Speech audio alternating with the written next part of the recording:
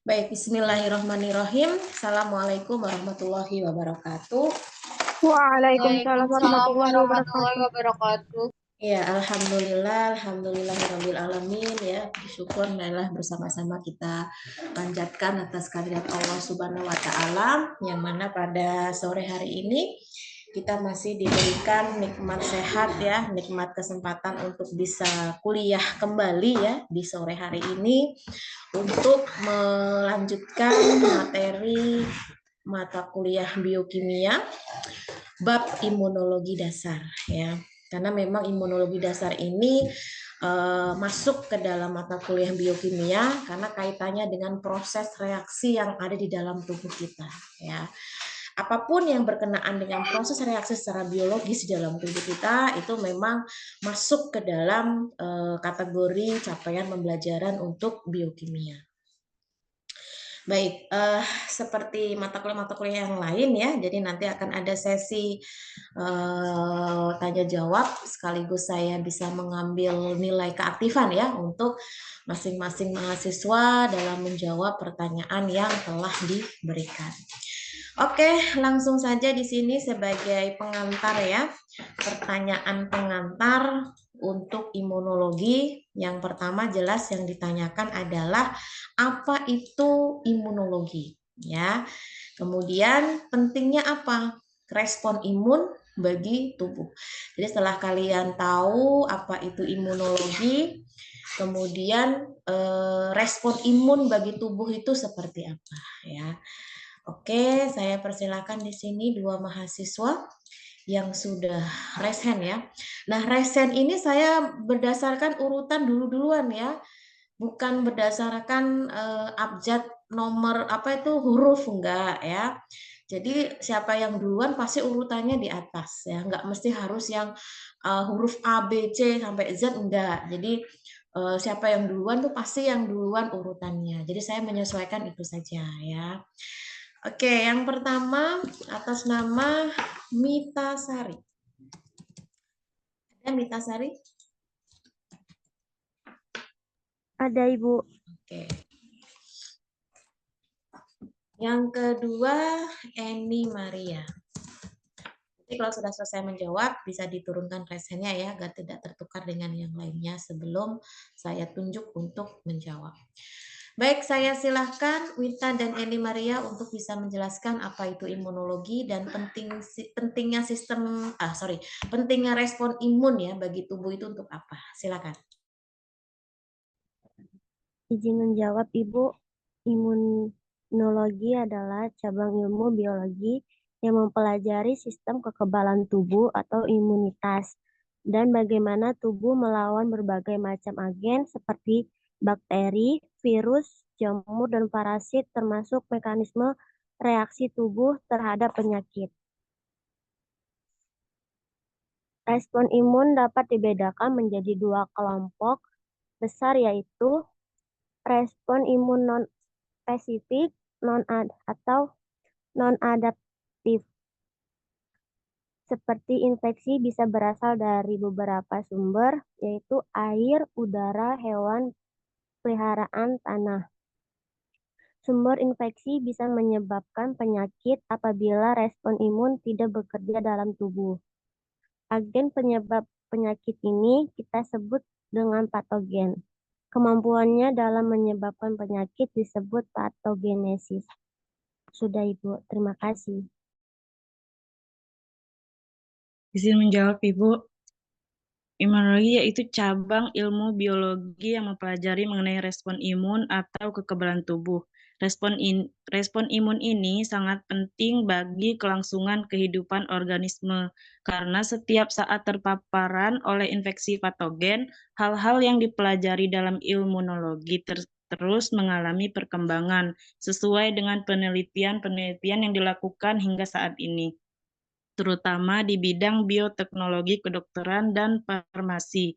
Misalnya proses pembuatan vaksin, obat, dan lain-lain, deteksi biomarker maupun pengembangan teknologi, deteksi dini suatu penyakit sangat memerlukan pengetahuan bidang imunologi. Terima kasih, Bu. Oke, baik. Terima kasih juga atas jawabannya ya. Apa itu imunologi? Ya, yang jelas imunologi itu pasti ilmunya ya, ilmu yang mempelajari. Kalau ada logi-logi itu sudah jelas itu adalah ilmu yang mempelajari ya. Nah, apa pentingnya respon imun bagi tubuh? Nah, ini yang perlu kita bahas ya. Tadi sudah disampaikan, imunologi itu adalah ilmu yang khususnya adalah cabang biologi ya, yang mempelajari mengenai respon imun atau imunitas atau kekebalan tubuh ya. Jadi respon imun ini ya tentunya sangat penting ya, terutama untuk kelangsungan hidup suatu makhluk hidup termasuk manusia. Dari apa? Dari ancaman atau paparan sesuatu yang ada di lingkungan kita ya, baik itu benda mati maupun benda hidup yang bisa masuk ke dalam tubuh kita ya. Yang paling sering itu adalah mikroba ya. Mikroba yang nantinya bisa menyebabkan infeksi ketika masuk ke dalam tubuh kita.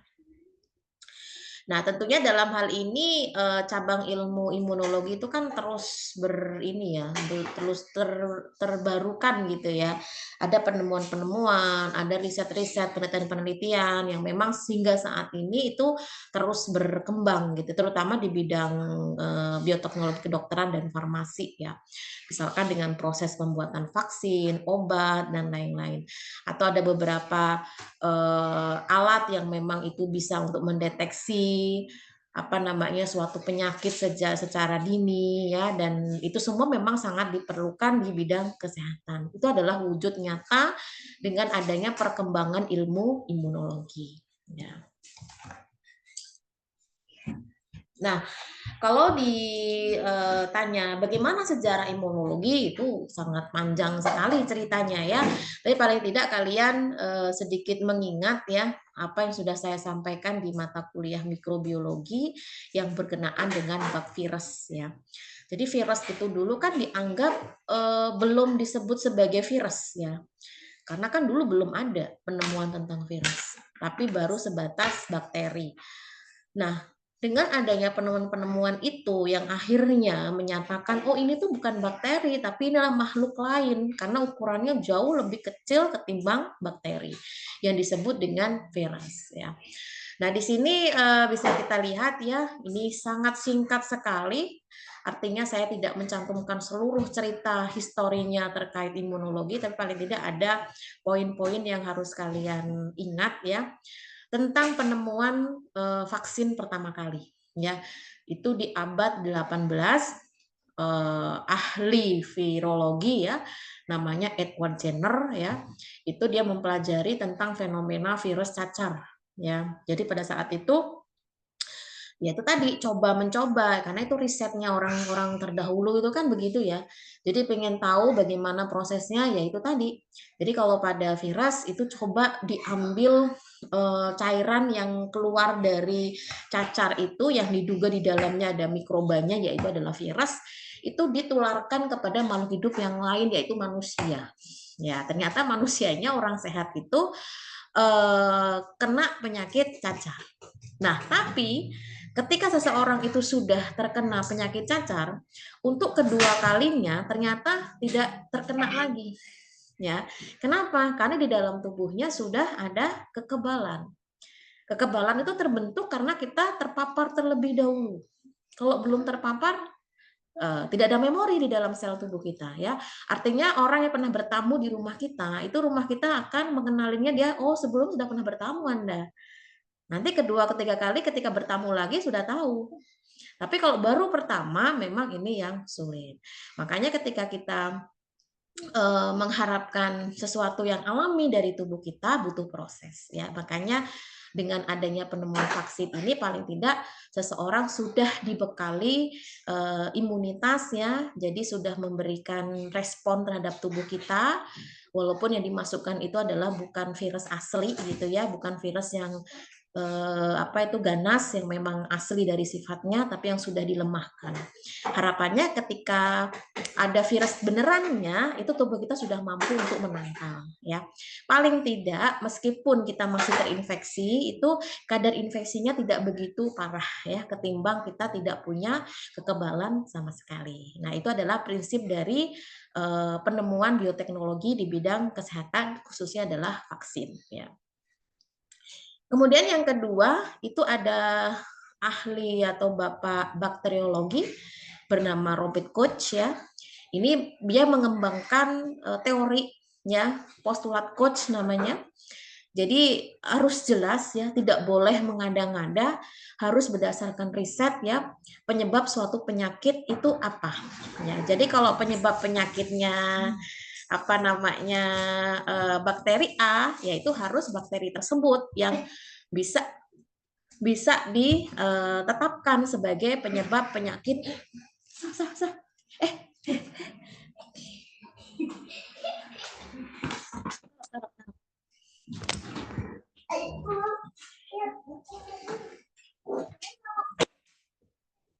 Oke, lanjut ya. Nah, artinya dalam hal ini ketika kita memutuskan untuk menyebut, oh penyebab penyakit TBC itu adalah Mycobacterium tuberculosis, itu tidak hanya sekedar satu kali uji, tapi beberapa kali uji. Ya, maksudnya apa? Seseorang yang terkena Mycobacterium tuberculosis akan memberikan gejala yang sama dengan seseorang yang lain yang ketika dia terinfeksi juga dengan bakteri yang sama. Jadi nggak boleh beda-beda. Nanti kalau memiliki gejala yang beda ya otomatis itu bakterinya bukan yang sama ya. Jadi memang harus ada ketetapan yang kita kenal dengan postulat Koch dan lain-lainnya ya. Jadi silakan nanti bisa dibaca lebih lanjut untuk sejarah imunologi. Oke, setelah tahu apa itu imunologi, kemudian pentingnya apa ya sistem imun di dalam tubuh kita. Yang jelas kalau tanpa adanya sistem imun kacau balau gitu ya. Kenapa? Karena dengan adanya respon imun ini akan menjadi penghalang ya, melawan kalau misalkan terjadi infeksi dari mikroba patogen. Apa aja? Bisa virus, bisa bakteri, bisa jamur, protozoa, cacing parasit yang memang itu bisa menyebabkan penyakit ya bagi tubuh. Nah, respon imun ini dibedakan menjadi dua kelompok besar.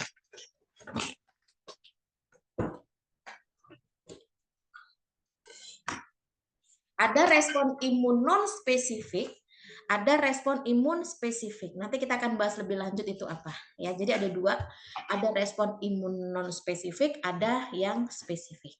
Nah, itu nanti kita bahas lebih lanjut. Nah, kita kembali dulu ke sumber infeksi.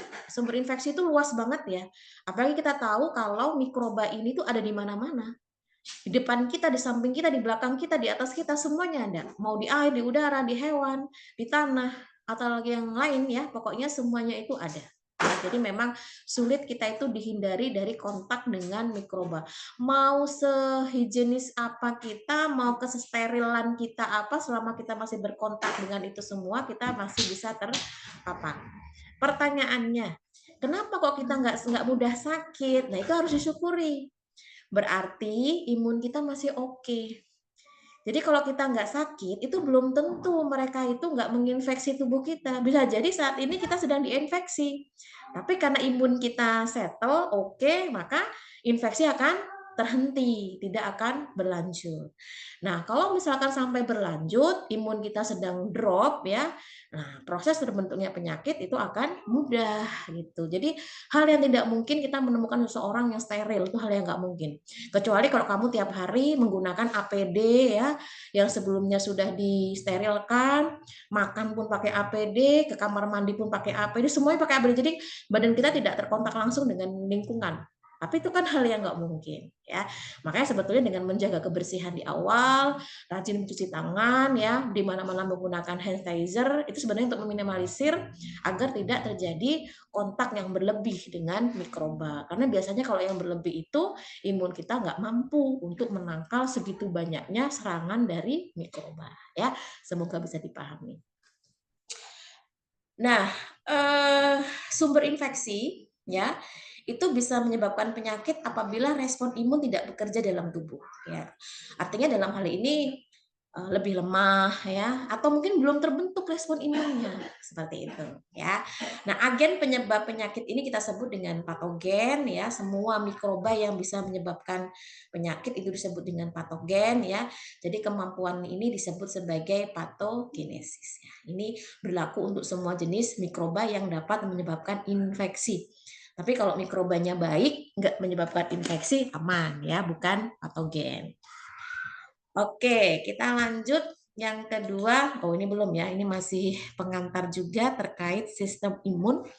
Nah, ini adalah tentara-tentara tubuh manusia.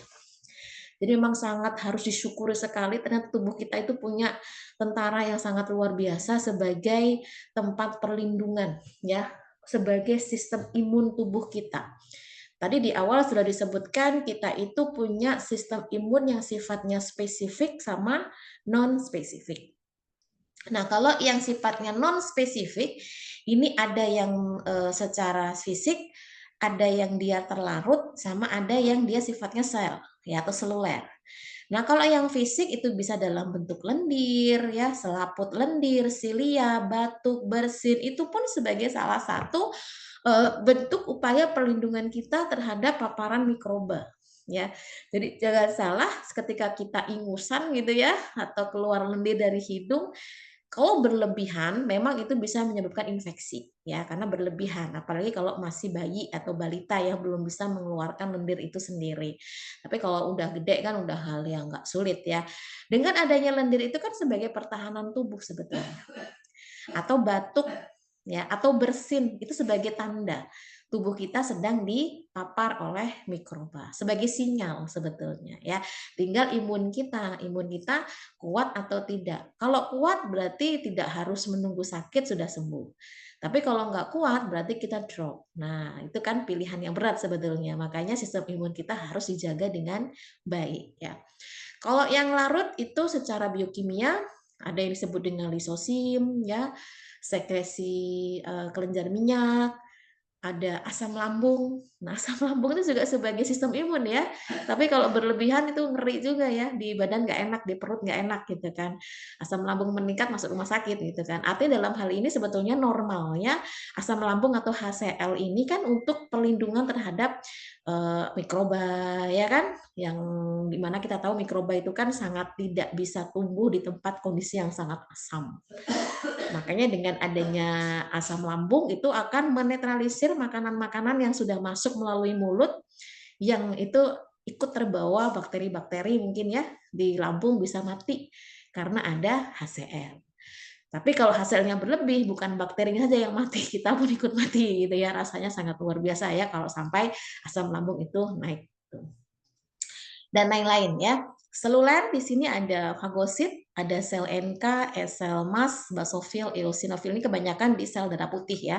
Ini sudah dijelaskan di materi komponen darah. Jadi sel darah putih atau leukosit itu lebih banyak mengandung sel-sel imunitas untuk perlindungan tubuh. Jadi kalau misalkan seseorang demam berhari-hari nggak ada penurunan, sudah diberikan obat penurun panas tapi tetap dicek lab ternyata leukositnya tinggi, berarti kondisi di mana leukosit sedang berjuang untuk melawan mikroba. Ya itu ya. Jadi itu sebagai tanda atau sinyal kalau tubuh kita sedang dipapar oleh patogen ya. Kemudian kalau yang spesifik ini ada yang humoral, ada yang seluler ya. Kalau humoral ini ada yang disebut dengan sel B, ini ada IgA, IgG ya, IgA dan seterusnya. Nanti akan ada pembahasan tersendiri. Seluler itu ada sel T ya, ada TH1, TH2 dan seterusnya. Ini yang menjadi skema yang memudahkan kita untuk mempelajari mana yang termasuk sistem imun non spesifik, mana yang spesifik. Oke, sekarang kita sudah masuk ke pertanyaan berikutnya. Itu respon imun non spesifik. Nah, tadi sudah dijelaskan ya di sini tadi ada yang non spesifik. Nah, kita bahas yang non spesifik ini. Apa itu respon imun non spesifik? Berikan contohnya. Oke, saya persilahkan di sini atas nama Romandiana. Kemudian yang kedua Rizka. Ada Nyoman Diana dan Rizka? Ada, Bu. Oke, silakan.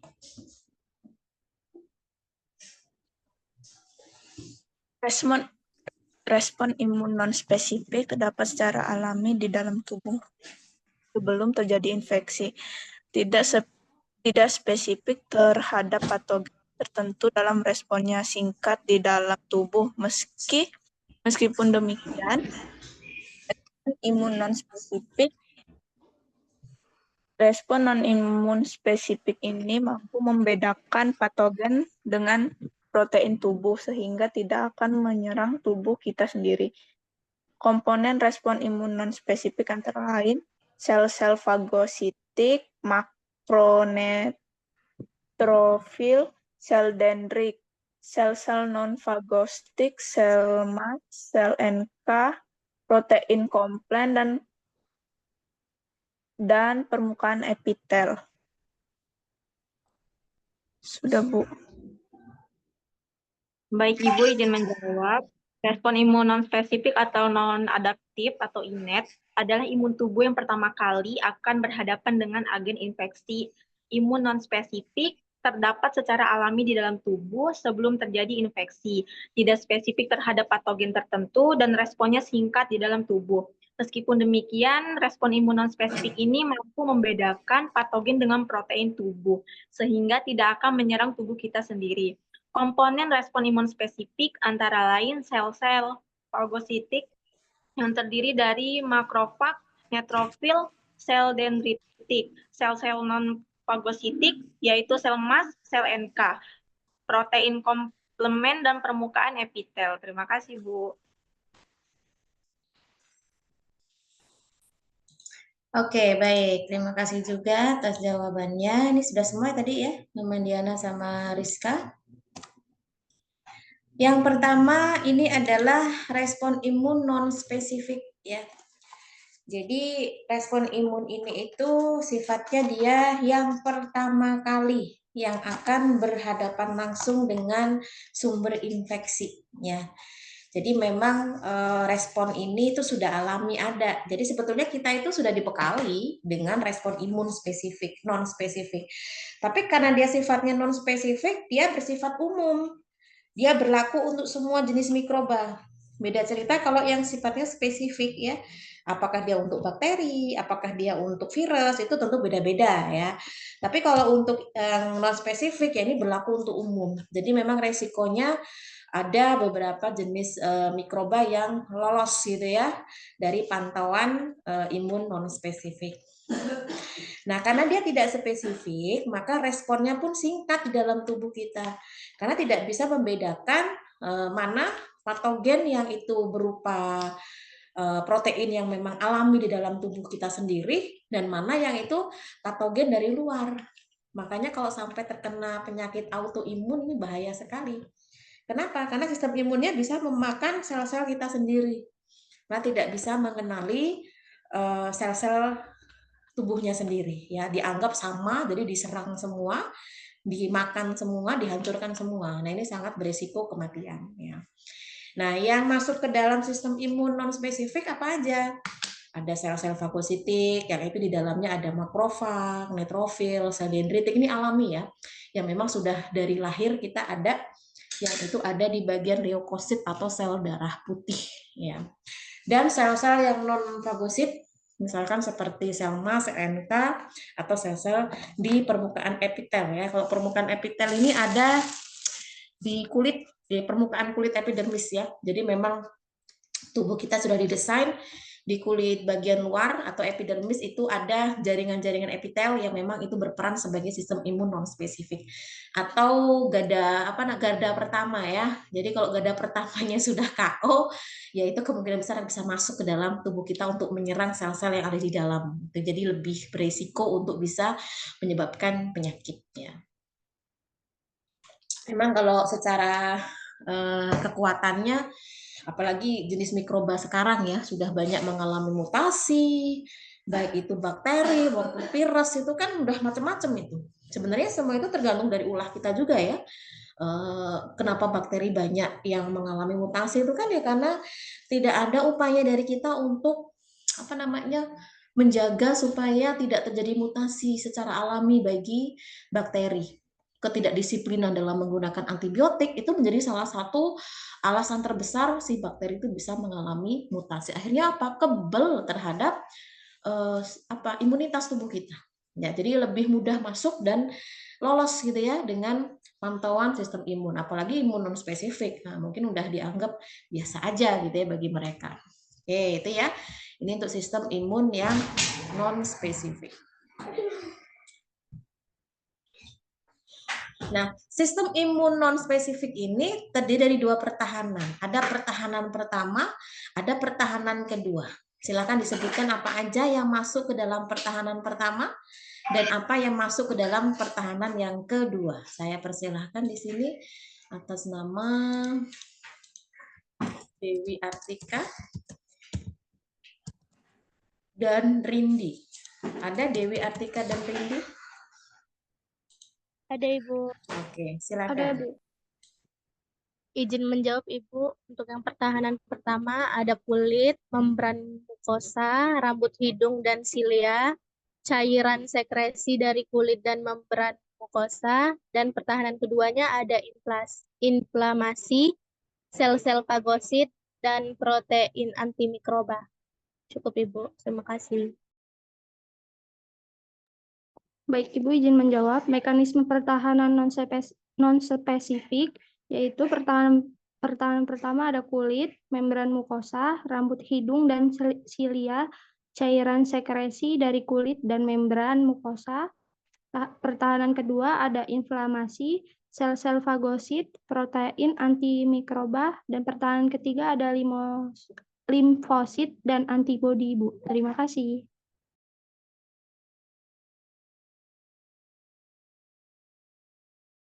Oke, kita lihat ya.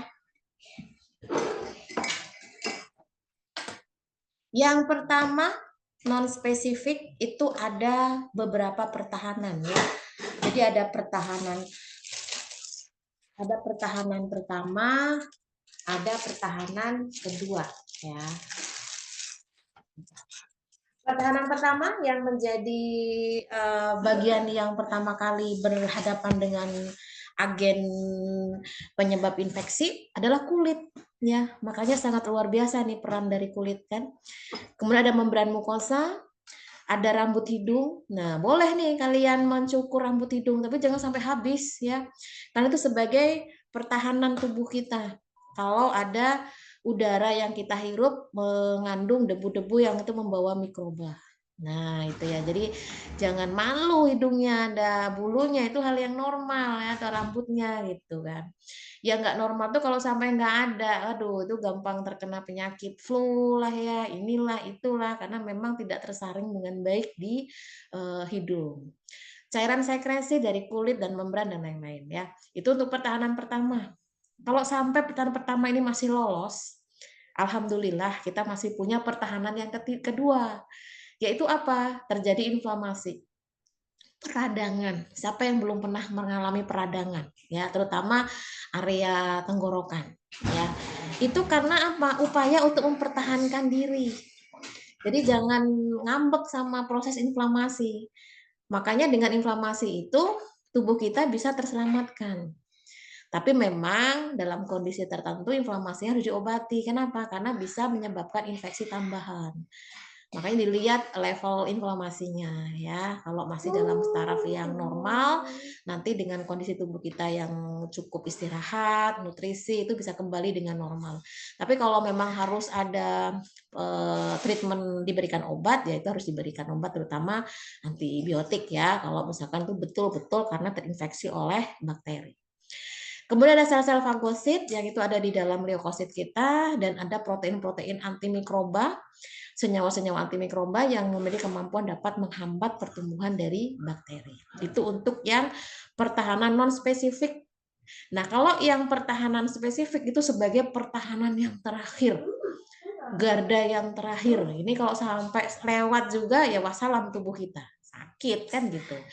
Nah, di bagian yang terakhir ini termasuk di dalam imunitas spesifik ya, nanti ada pembahasannya tersendiri, yaitu limfosit dan antibodi. Ya, tapi paling tidak kita punya secara alaminya yaitu yang non spesifik dulu ya, yang paling tidak sebagai penghalang awal lah, syukur-syukur kalau berhasil, kalau enggak ya kita masih punya yang ketiga gitu.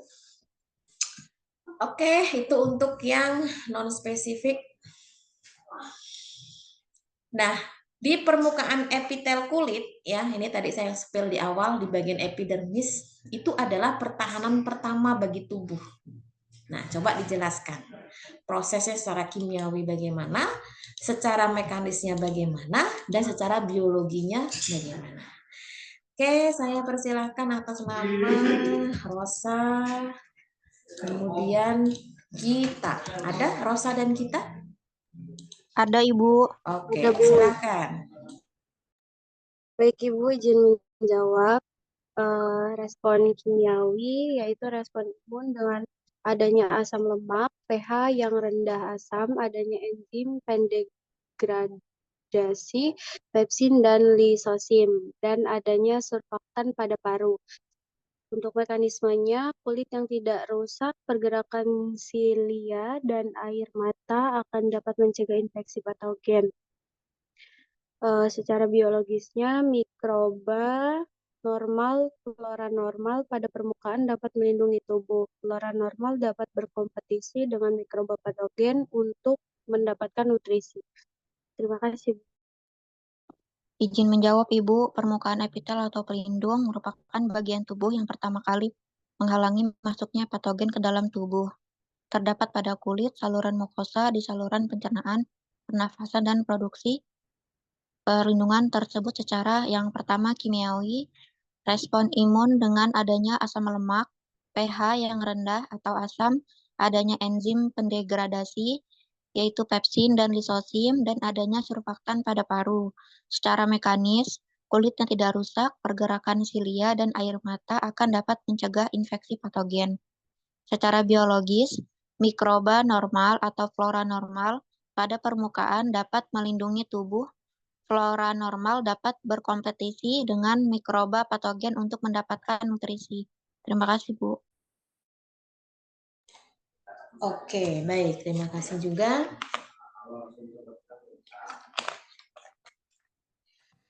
Baik, permukaan epitel ya pada kulit itu juga sebagai pelindung atau bagian dari sistem imunitas kita sebagai pertahanan yang pertama. Ya, karena apa? Karena pertama kali yang akan menghalangi masuknya patogen di dalam tubuh kita. Ya, yang tentunya kalau misalkan pun toh ini gagal atau lolos ya tetap masih ada ya pertahanan yang kedua. Paling tidak ini menjadi pertahanan yang pertama. Baik itu di kulit ya, di saluran pencernaan, di pernapasan, tadi yang di hidung itu ada bulu hidungnya, yaitu sebagai pertahanan yang pertama dan reproduksi ya.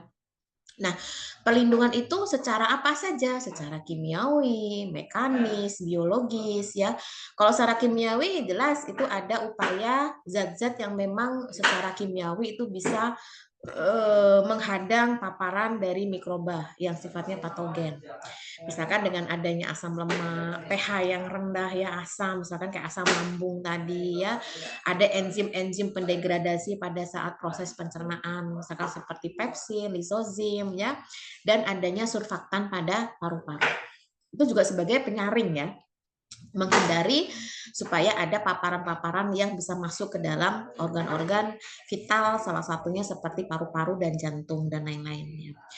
Kalau mekanis ya, kalau misalkan kulit yang tidak rusak ya, itu bisa memberikan perlindungan secara mekanis, tapi dengan catatan kulitnya tidak rusak ya. Makanya benar-benar harus dijaga kulit kita ini jangan sampai kehilangan dari jaringan-jaringan epitel yang memang itu menjadi pelindung utama. Kemudian ada pergerakan silia, kemudian ada air mata. Air mata pun juga menjadi pelindung ya mata kita dari infeksi patogen ya. Tapi jangan sering-sering mengeluarkan air mata ya, sedih amat hidupnya gitu ya. Jadi paling tidak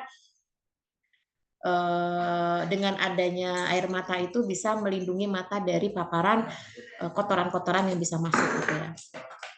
Biologis ya, itu mikroba normal. Ada tubuh kita itu secara normal memang mengandung mikroba yang sifatnya normal, yang itu tujuannya untuk melindungi tubuh. Misalkan di usus itu kan ada bakteri yang secara alami memang dalam pencernaan dilibatkan, makanya harus dipelihara.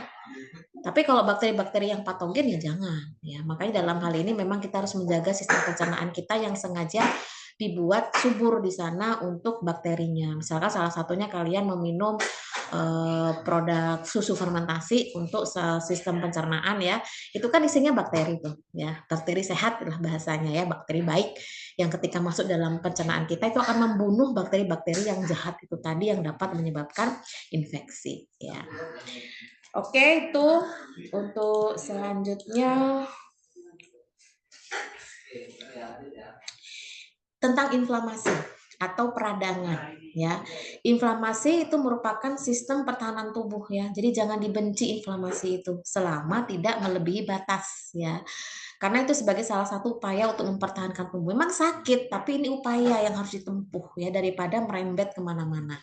Nah, jelaskan apa itu inflamasi dan bagaimana cara respon protektifnya untuk melindungi sel-sel di dalam tubuh kita agar tidak mengalami kerusakan yang berlebih. Ya. Oke, saya persilahkan di sini atas nama Revo. Kemudian satu lagi atas nama Desi Eliasari. Silakan, Revo dan Desi ada? Ada Ibu, baik Ada Ibu. Silakan. Izin menjawab Ibu, inflamasi disebut juga sebagai peradangan sistem pertahanan tubuh. Respon protektif terhadap cedera atau kerusakan jaringan dari agen berbahaya seperti virus, bakteri, sel rusak akibat trauma tajam atau tumpul, suhu sangat dingin atau panas, terbakar, dan bagian kimia serta adanya autoimun. Contohnya, reumatoid artritis dan lupus. Yang kedua, respon protektif tersebut dilakukan dengan cara menghancurkan, mengurangi, atau mengurung sekuestrasi agen atau senyawa asing yang masuk agar tidak menyebar untuk mempertahankan homeostatis tubuh dan membuang sel dan jaringan nekrotik yang diakibatkan oleh kerusakan sel. Cukup Ibu, terima kasih. Izin menjawab Ibu, inflamasi disebut juga sebagai peradangan pada sistem pertahanan tubuh. Untuk respon protektif terhadap cedera atau kerusakan jaringan dari agen berbahaya seperti virus, bakteri, sel rusak akibat trauma tajam atau tumpul, suhu sangat dingin atau panas, terbakar, dan bahan kimia serta adanya autoimun seperti contoh reumatoid artritis dan lupus. Respon protektif tersebut dilakukan dengan cara menghancurkan, mengurangi atau mengurung sekuestrasi agen atau senyawa asing yang masuk agar tidak menyebar untuk mempertahankan homeostatis tubuh dan membuang sel dan jaringan nekrotik yang diakibatkan oleh kerusakan sel. Terima kasih, Bu.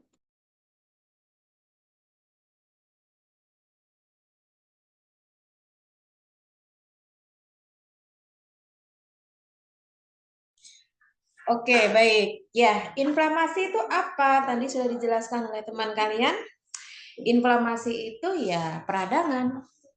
Peradangan yang terjadi karena adanya proses infeksi ya. Kalau nggak ada proses infeksi ya tidak ada peradangan. Artinya dalam hal ini sebagai sistem pertahanan atau respon protektif ya terhadap cedera, kerusakan jaringan, atau adanya agen yang menyebabkan paparan dari mikroba misalkan ya, bisa virus, bisa bakteri atau yang lain-lainnya ya, atau juga terjadi karena sel-sel kita mengalami kerusakan akibat trauma benda tajam ya, atau kita nggak sengaja keinjek ya, atau kita nggak sengaja kesandung batu yang besar, kemudian kita nggak sengaja terkena gesekan benda tumpul tapi berat gitu misalkan ya, atau suhu dingin, suhu panas dalam kondisi terbakar, atau bahan-bahan kimia yang bisa menyebabkan kulit melepuh dan lain-lain, itu bisa menyebabkan terjadinya inflamasi ya. Nah, respon protektifnya itu dilakukan dengan cara apa? Dengan cara menghancurkan, mengurangi, atau mengurung ya.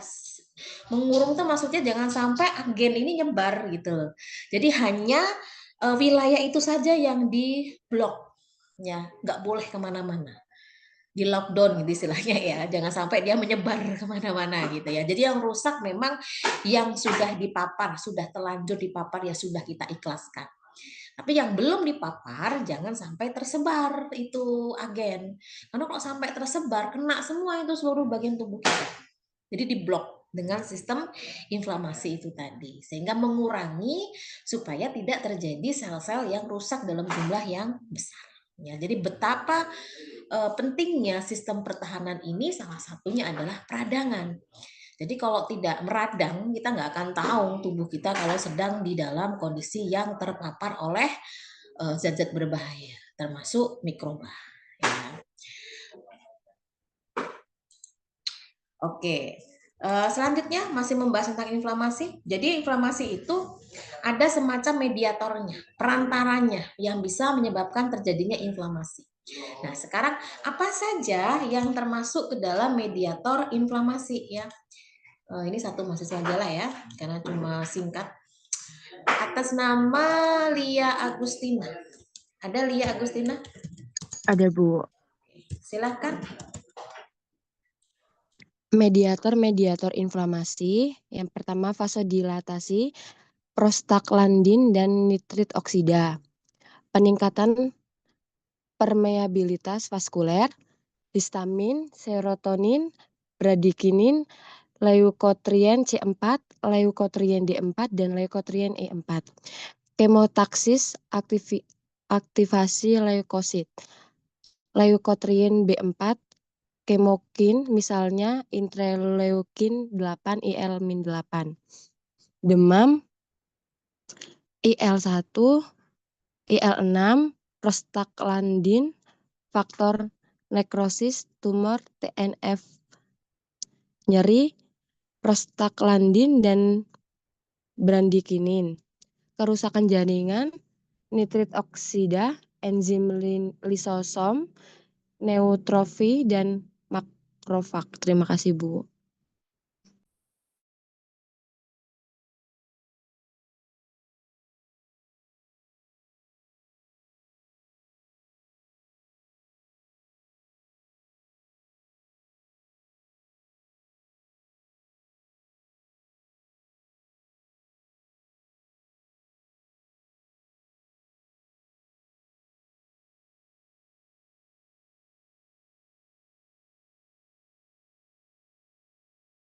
Oke, ada beberapa mediator ya atau perantara ya yang ikut terlibat dalam terjadinya inflamasi. Jadi tanpa adanya mediator, inflamasi itu tidak akan terjadi ya.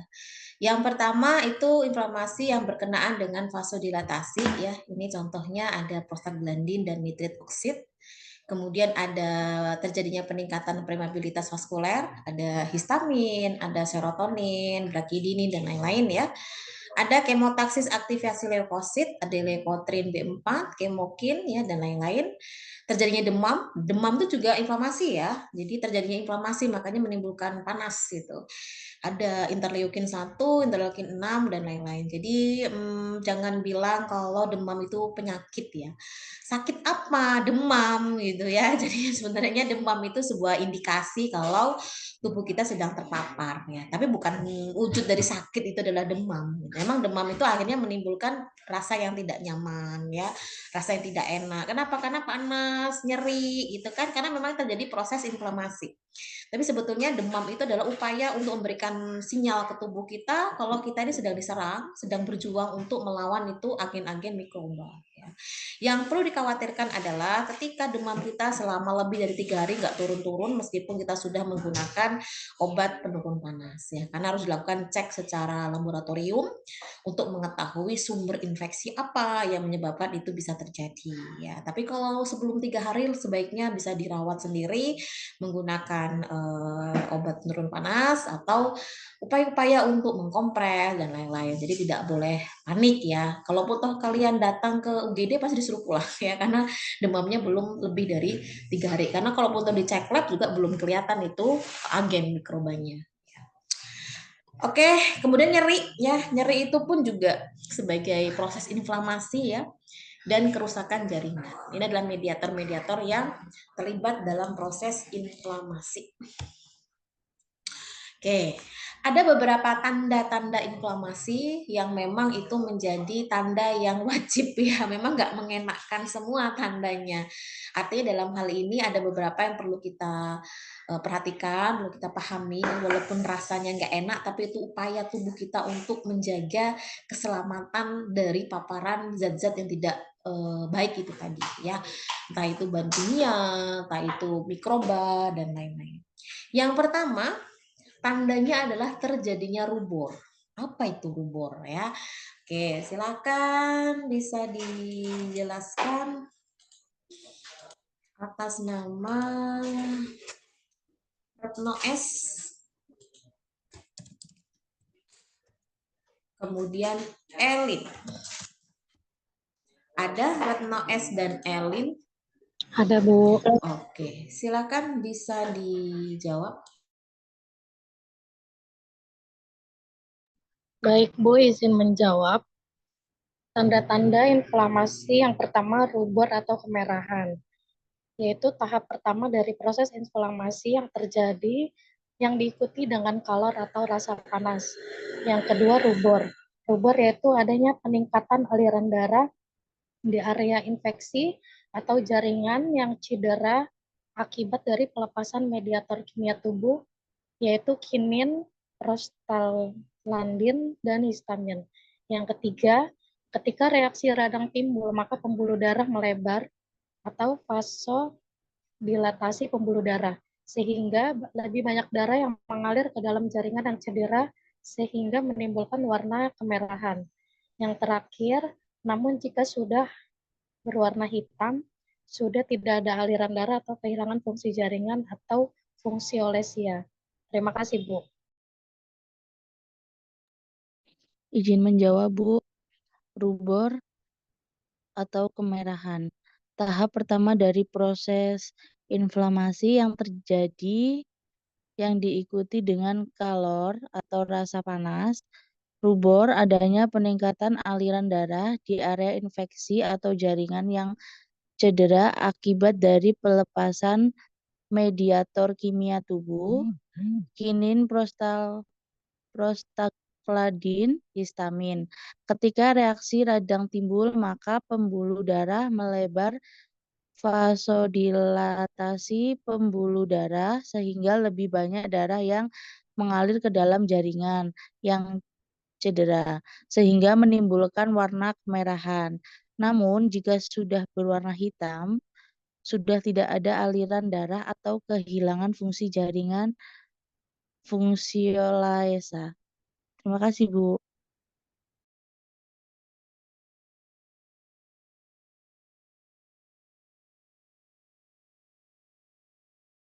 Oke, tanda yang pertama adalah rubor. Rubor itu artinya kemerahan. Jadi memang inflamasi itu identik dengan warna yang merah kan? Artinya dalam hal ini proses inflamasi itu sedang berlangsung dan rasanya nggak enak ya. Biasanya rubor itu akan ditandai juga dengan rasa yang panas. Kak gitu ya.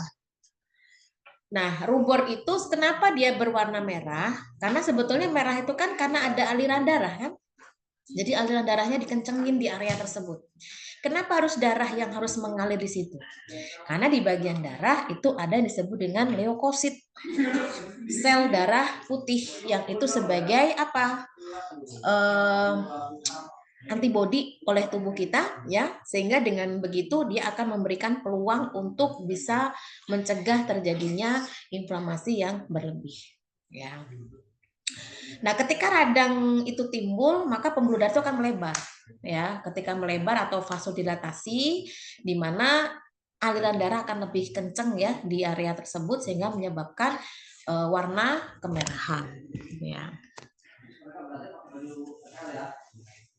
Nah, kalau misalkan kalian menemukan inflamasi yang sudah berwarna biru, berwarna hitam, itu berarti sudah tidak ada aliran darah yang di situ, berarti sudah di stop dan akhirnya dikatakan sel itu sudah kehilangan fungsi jaringan dan sudah dinyatakan sudah tidak berfungsi lagi, artinya sudah mati gitu ya. Jadi memang dalam hal ini kita menjaga hanya di area tersebut sajalah yang mengalami proses infeksi, tapi tidak menyebar ke area-area yang lain.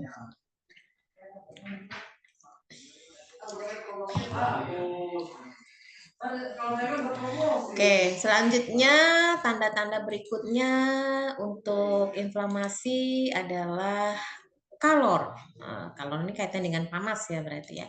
Kenapa sih inflamasi itu harus panas gitu ya? Ngerasanya kok panas gitu, kok nggak dingin tuh kenapa gitu ya? Enak banget kalau dingin ya. Udah sakit, dingin, kita lumayan. Ini udah sakit, panas pula kan. Oke, saya persilakan atas nama Feby, kemudian Septiana. Ada Septiana dan Feby? Ada, Bu. Oke, silakan Feby dan Septiana. Kenapa kok bisa inflamasi itu gejalanya adalah kalor atau panas?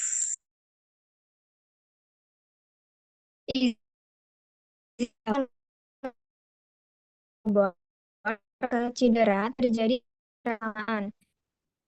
Timbul karena jumlah lebih banyak di area infeksi atau di area lain.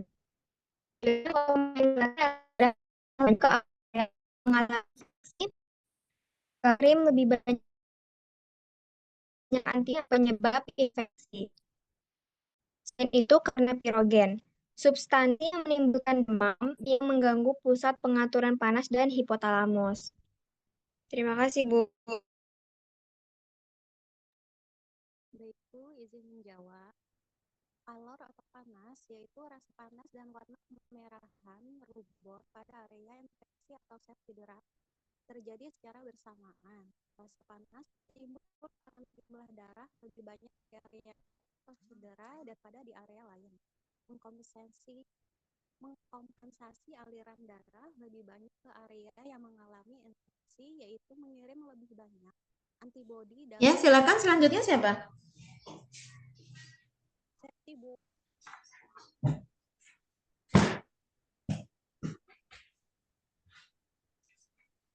Tadi sudah menjawab semua belum? Septiana belum, Bu. Oke, silakan. Atau tidak ada orangnya? Kalau tidak ada, saya ganti namanya. Septiana, saya lagi ada? Oke, kalau tidak ada, saya ganti Bilkis. Ada Bilkis? Ada, Bu. Oke, silakan. Kalor atau panas, rasa panas dan warna kemerahan rubor pada area infeksi atau sel cedera terjadi secara bersamaan. Rasa panas timbul karena jumlah darah lebih banyak di area infeksi atau cedera daripada di area lain. Mengkompensasi aliran darah lebih banyak ke area yang mengalami infeksi. Mengirim lebih banyak antibodi dalam memerangi antigen atau penyebab infeksi. Selain itu, karena pirogen, substansi yang menimbulkan demam, yang mengganggu pusat pengaturan panas pada hipotalamus, pirogen eksogen, mikroorganisme patogen, pirogen endogen, IL-1, IL-6, IL-11, alfa interferon, dan TNF. Sekian, Bu. Terima kasih. Baik, yang kedua adalah kalor ya atau panas. Kenapa sih setiap inflamasi itu selain berwarna kemerahan juga ada rasa panas gitu ya. Jadi sebetulnya dengan adanya warna merah karena ada aliran darah yang masuk ke dalam bagian tersebut, itu sekaligus kan ada istilah proses perang gitu ya istilahnya ya. Karena adanya kompensasi aliran darah lebih banyak ke area yang mengalami infeksi, itu kan akan memudahkan bagian leukosit untuk mengeluarkan antibodi ya dan memerangi antigen lah bahasanya atau memerangi mikroba-mikroba yang itu ada di situ sebagai penyebab infeksi. Ya, jadi memang dalam hal ini akhirnya timbullah rasa panas itu tadi. Karena sedang berjuang mereka ya, berperang lah bahasanya ya. Nah, kalau misalkan ada juga terjadi karena adanya sumber demam ya atau karena zat-zat pirogen ya, substansi yang menimbulkan demam inilah yang akan mengganggu pusat pengaturan panas pada hipotalamus, tidak akan bekerja dengan baik. Kan normalnya kan kalau tubuh kita terpapar suhu yang panas, tubuh kita akan mencoba untuk stabil ya, untuk menurunkan dengan cara kita mengeluarkan panas ya dengan mengalami vasodilatasi pembuluh darah, tapi kalau terjadi infeksi itu beda cerita. Tidak akan tidak akan tersetting gitu ya, normal seperti itu. Jadi tetap tubuh kita akan mengalami demam. Oleh karena itu memang demam tidak boleh terlalu tinggi ya. Kenapa? Karena bisa mengganggu sistem metabolisme di dalam tubuh kita. Akan banyak yang mengalami kerusakan-kerusakan. Nah, itu ya. Jadi memang dalam hal ini harus dijaga homeostasisnya agar tidak terjadi ketidakseimbangan dalam pengaturan suhu. Jadi memang direkomendasikan kalau ketika demam ya boleh kita menggunakan obat penurun panas, malah dianjurkan ya. Karena jangan sampai nanti sistem homeostasis kita menjadi tidak seimbang gitu. Yang ketiga, belum. Ini masih ini proses terjadinya rubor dan kalor ya di dalam tubuh kita itu bisa digambarkan dengan mekanisme pertahanan tubuh ya pada respon inflamasi pada gambar. Ya, silakan siapa yang bisa menceritakan ini dari awal sampai ini kan awal mulanya dia tertusuk paku itulah ya, atau tertusuk benda tajam. Kemudian ke bagian 2 sampai ke bagian 3 ya. Oke, silakan di sini saya sebutkan namanya atas nama M. Adi, yang kedua atas nama Amanda. Ada M. Adi dan Amanda? Hadir, Bu. Ada, Bu. Silakan bisa menjelaskan gambar tersebut itu artinya apa dalam terjadinya inflamasi. Baik, Bu, terima kasih ya. Di sini saya akan menjelaskan pada gambar pertama pembuluh darah di daerah sekitar yang mengalami jejas akibat paparan patogen memberikan respon kepada sistem imun. Gambar yang kedua, terjadi pelepasan mediator inflamasi, prostaglandin dan nitrit oksidasi. Terjadi vasodilatasi pembuluh darah menjadi sistem imun dalam pembuluh darah, makrofag dan neutrofil bermigrasi ke dalam jaringan yang mengalami jejas. 3. Mekanisme dari sistem imun bawaan dan sistem imun adaptif untuk menetralisir dan menghasilkan stimulus yang menimbulkan jejas, menghasilkan fagositosis. Terima kasih, Bu.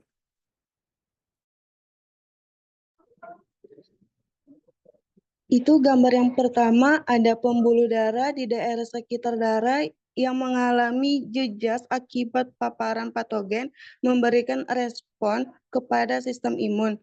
Gambar yang kedua itu terjadi pelepasan mediator inflamasi, prostaglandin dan nitrin oksida, yaitu terjadi vasodilatasi pembuluh darah sistem imun dalam pembuluh darah atau makrofag dan neutrofil bermigrasi ke dalam jaringan yang mengalami jelas. Dan gambar ketiga yaitu mekanisme dari sistem imun bawaan dan sistem imun adaptif untuk menetralisir dan menghilangkan stimulus yang menimbulkan jelas atau fagositosis. Terima kasih, Bu.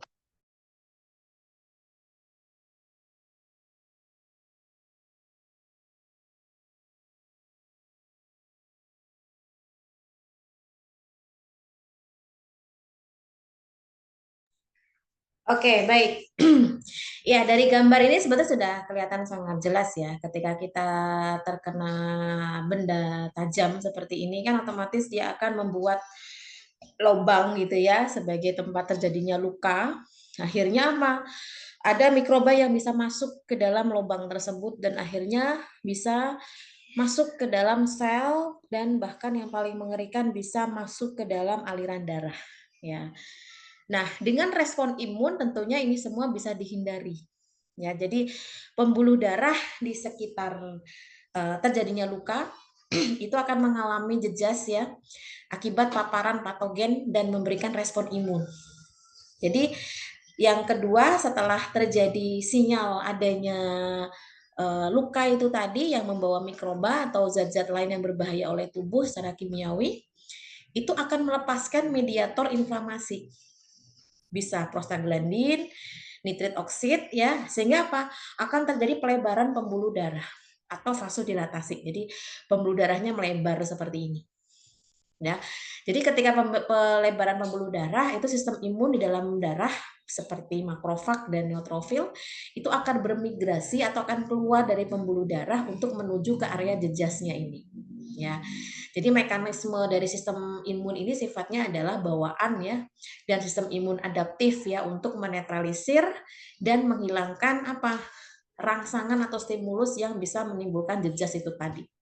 Yaitu apa? Fagosit. Jadi fagosit akan memakan semua mikroba-mikroba atau bahan-bahan kimia yang tidak dikenali sebagai bahan asing itu tadi, menelan, menghancurkan, dan membuang. Nah, itulah cara tubuh untuk bisa mengalami inflamasi yang tujuannya untuk menetralisir ya zat-zat yang masuk ke dalam tubuh, baik itu mikroba atau bahan-bahan kimia yang itu bisa berpotensi toksik ya untuk tubuh kita.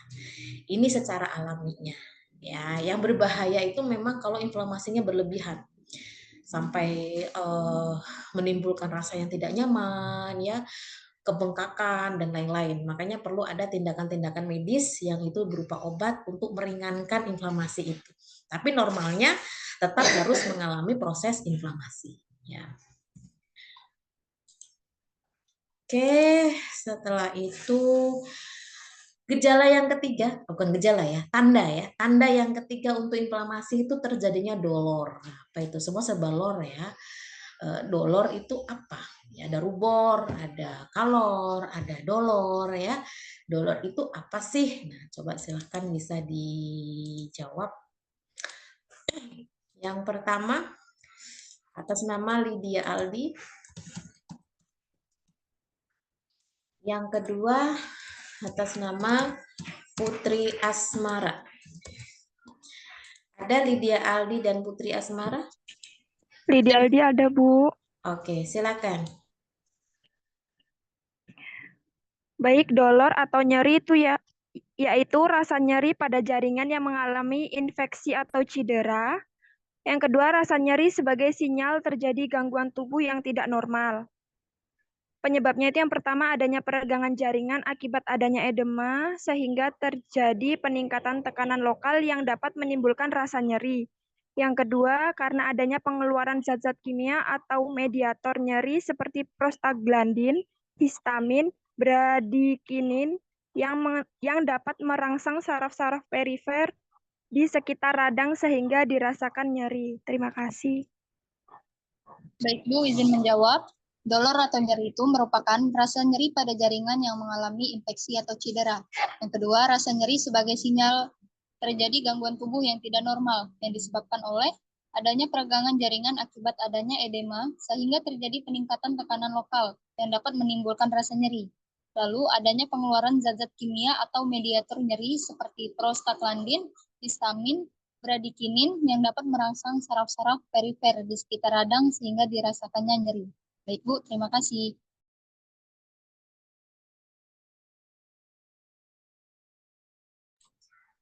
Oke. Dolor atau kata lainnya adalah nyeri. Ya. Jadi nyeri, panas, kemerahan itu menjadi hal yang wajar ya pada saat terjadi inflamasi. Kenapa sih kok bisa nyeri gitu ya? Ya karena memang jaringan tersebut kan mengalami cedera. Ya, karena dengan adanya nyeri itu artinya memberikan sinyal tubuh gitu ya. Oh, bagian ini sedang terganggu loh, jadi harus hati-hati gitu kan. Jadi kalau nggak ada rasa nyeri, kita ya sulit untuk membedakan mana sedang sakit, mana yang enggak gitu. Nanti tahu-taunya sudah sakit semua, kan repot. Nah, ini disebabkan karena apa? Karena terjadi peregangan jaringan, ya. Jadi akibat adanya pembengkakan, ya, atau edema, adanya peningkatan tekanan lokal, yang itu akhirnya menimbulkan apa? Rasa nyeri itu tadi. Ya, tentunya dengan adanya nyeri ini ya ada mediatornya ya, yaitu mengeluarkan zat-zat kimia yang itu khusus untuk nyeri, misalkan seperti prostaglandin, histamin, ya, bradikinin, ya itu nanti dia akan merangsang saraf-saraf perifer di sekitar radang itu akan menimbulkan rasa nyeri ya. Jadi semua harus ada komunikasi yang jelas. Jadi kalau tidak ada komunikasi yang jelas ya kita yang punya tubuh tidak akan menyadari kalau tubuh kita sedang sakit ya. Oke, kemudian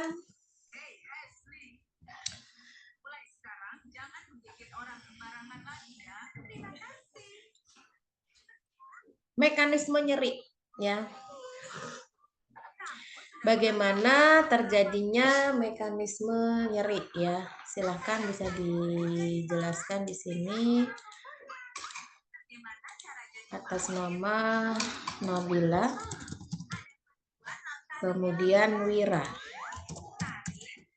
Ada Nabila dan Wira? Nabila Pratama hadir, Bu. Oke, silakan.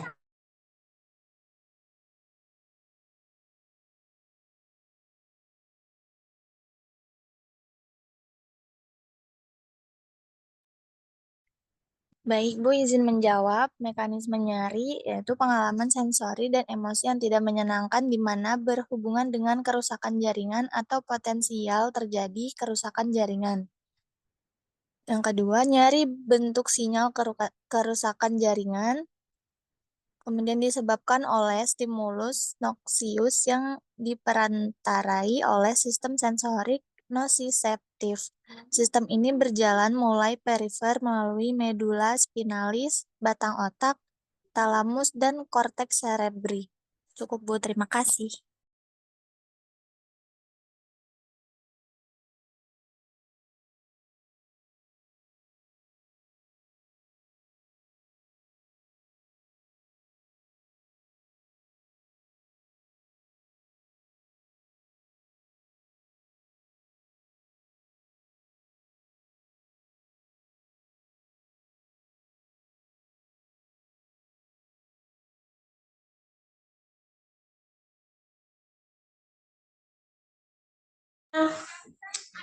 Oke, silakan tadi siapa yang kedua?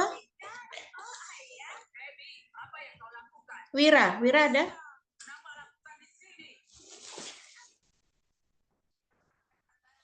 Tidak ada ya, kita ganti.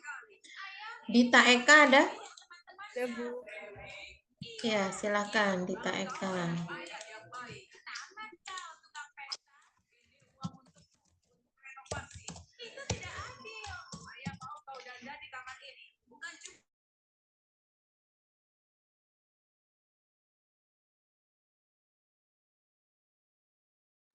Baik, Bu.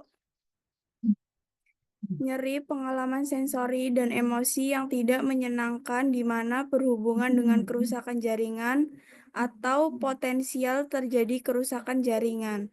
Nyeri bentuk sinyal kerusakan jaringan disebabkan oleh stimulasi noksius yang diperantarai oleh sistem sensorik nosiceptif.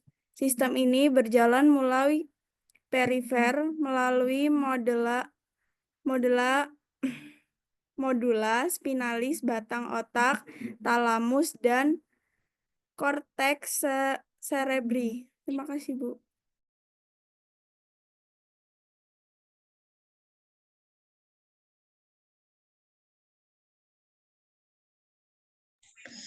Oke, belum dijelaskan yang transduksi ya. Ini masih mekanisme nyeri yang ini saja. Yang ditanyakan adalah jelaskan mekanisme transduksinya yang pertama kali. Kan mekanisme nyeri itu kan ada transduksi, ada transmisi ya, ada modulasi dan ada persepsi ya. Jadi harus dijelaskan dulu yang transduksi itu apa. Ya. Oke, silakan. Iya, Bu. Transduksi proses dari stimulasi nyeri konversi ke bentuk yang dapat diakses oleh otak. Nosiceptor, reseptor yang berfungsi menerima stimulasi nyeri, teraktivitas oleh stimulasi seperti kerusakan jaringan. Proses perubahan stimulasi nyeri menjadi suatu aktivitas listrik yang akan diterima ujung-ujungnya saraf. Terjadi perubahan patofisiologis karena mediator-mediator nyeri mempengaruhi nosiceptor di luar area trauma sehingga lingkaran nyeri meluas. Selanjutnya, terjadi proses testilasi perifer yaitu penurunan nilai imbang stimulasi nociceptor karena pengaruh mediator-mediator tersebut di atas dan penurunan pH jaringan. Akibatnya, nyeri dapat timbul karena rangsangan yang sebelumnya tidak menimbulkan nyeri, misalnya rabaan. Pakai tab. Nah, oke, baik. Saya lanjutkan dulu saja ya. Yang kedua, transmisi.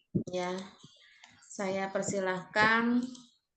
Jadi yang pertama tadi transduksi, yang kedua adalah transmisi.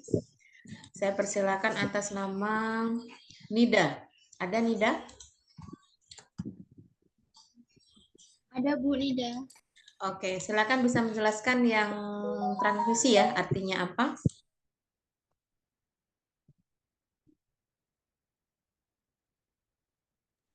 Baik Bu, izin menjawab. Proses penyaluran impuls listrik yang dihasilkan oleh proses transduksi sepanjang jalur nyeri, di mana molekul-molekul di celah sinaptik mentransmisi informasi dari satu neuron ke neuron berikutnya. Impuls tersebut disalurkan oleh serabut saraf A, delta, dan serabut C sebagai neuron pertama dari perifer ke medula spinalis, di mana impuls tersebut mengalami modulasi sebelum diteruskan ke talamus oleh traktus spinothalamikus sebagai neuron kedua. Dari talamus, selanjutnya impuls disalurkan ke daerah somatosensori di korteks cerebri melalui neuron ketiga, di mana impuls tersebut diterjemahkan dan dirasakan sebagai persepsi nyeri. Cukup Bu, terima kasih. Oke, baik. Yang ketiga, transmisi lalu modulasi ya. Modulasi dan persepsi ini jadi satu aja ya, karena satu slide ini. Oke, saya persilakan atas nama Indah Dwi Lestari. Indah Dwi ada? Ada Bu. Silakan. Modulasi adalah proses interaksi antara yang dihasilkan masuk ke medula spinalis. Sistem analgesik endogen tersebut melibatkan endorfin, serapin, noradrenalin yang dikeluarkan oleh sel otak dan neuron di spinalis untuk dapat menekan impuls nyeri pada kornu posterior medula spinalis. Proses modulasi menyebabkan perbedaan persepsi nyeri setiap orang yang bersifat subjektif. Deprepsepsi yaitu proses terakhir saat stimulasi tersebut sudah mencapai korteks sehingga mencapai tingkat kesadaran selanjutnya, diterjemahkan dan ditindaklanjuti berupa respon terhadap nyeri tersebut. Cukup, Bu.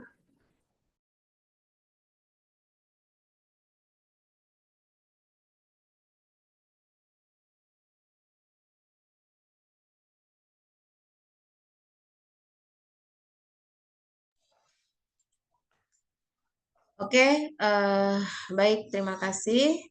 Nah, kemudian selanjutnya tanda-tanda inflamasi yang berikutnya adalah terjadinya bengkak dan fungsiolisa. Ya, saya persilahkan di sini atas nama Rahel. Nah, itu udah kotor. Ibu, ini apa kayak jeli-jeli nih? Yang pertama atas nama Rahel. Yang kedua atas nama Berlin. Ada Rahel dan Berlin? Ada, Bu. Oke, Rahel ada? Rahel tidak ada. Diganti ya kalau nggak ada ya. Sandy ada?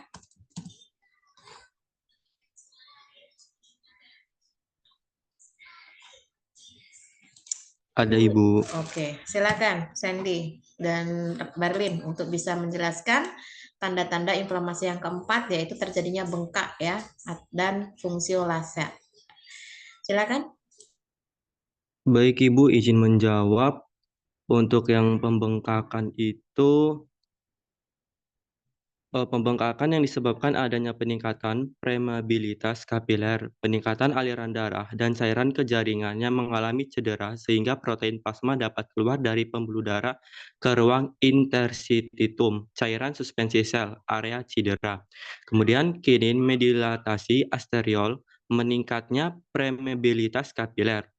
Kemudian yang fungsiolesa, yaitu pembengkakan yang disebabkan adanya peningkatan permeabilitas kapiler, sehingga peningkatan aliran darah dan cairan ke jaringan yang mengalami cedera, sehingga protein plasma dapat keluar dari pembuluh darah ke ruang interstitium, cairan suspensi sel pada area cedera.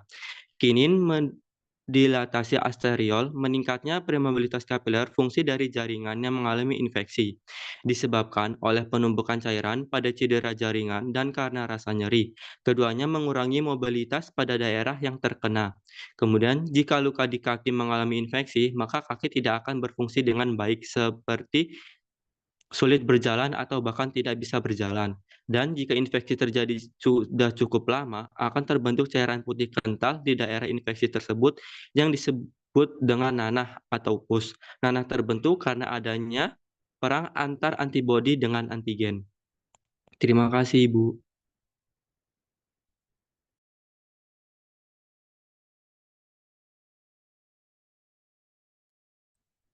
Baik, Bu. Bu ini menjawab. Benar ada 2 biji alergi. Bu ini menjawab. Benar ada 2 biji alergi. Dia lain menunjukkan bahwa bagian tubuhnya terkena inflamasi tidak dapat berfungsi secara normal. Misalnya darah terbatas pada jadinya pegang. Harapan pelindung tubuh jadwal fungsi dapat terjadi sepanjang mekanisme untuk mencegah kerusakan lebih lanjut seperti mobilisasi areanya cedera.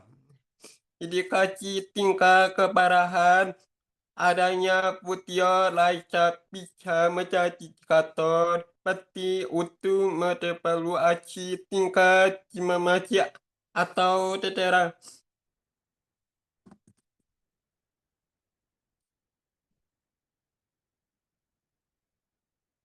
Udah, Bu.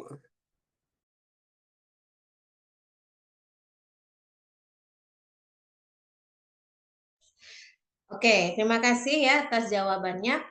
Ini adalah tanda-tanda inflamasi yang keempat, yaitu pembengkakan. Jadi memang inflamasi itu identik dengan bengkak ya, karena bengkak itu kan terjadi peningkatan permeabilitas kapiler, karena kan tadi ada peningkatan aliran darah ya, jadi cairan aliran darah yang nantinya itu akan berpusat pada area yang mengalami cedera tersebut. Sehingga apa? Protein plasma itu dapat keluar dari pembuluh darah ya, yang itu nanti akan menuju ke ruang interstitium. Jadi interstitium itu cairan suspensi sel di area cedera. Nah, ini yang menyebabkan terjadinya pembengkakan. Sehingga dengan adanya mediator pembengkakan ya, inflamasi, kinin ya, itu akan mendilatasi arteriolnya sehingga akan meningkatkan permeabilitas kapilernya sehingga semakin semakin meningkat gitu ya permeabilitas kapilernya sehingga akan terjadi pembengkakan. Yang terakhir ini adalah fungsiolesa ya. Jadi ketika sudah tidak bisa diperbaiki lagi, artinya pembengkakan itu menjadi bagian yang terakhir ya. Jadi kalau sudah selesai itu artinya akan terhenti ya. Jadi akan terhenti yang itu bisa menyebabkan proses di area tersebut itu sudah selesai. Jadi ketika sudah tidak ada aktivitas lagi berarti akan menimbulkan kerusakan paten ya di area tersebut. Kalau misalkan infeksinya sudah cukup lama, biasanya nanti akan timbul cairan warna putih dulu ya, yang kita kenal dengan nanah atau pus gitu kan. Karena dengan adanya nanah itu kan bisa dikatakan sebagai penanda ya, kalau di dalam tubuh kita antibodinya sedang berperang ya dengan antigennya.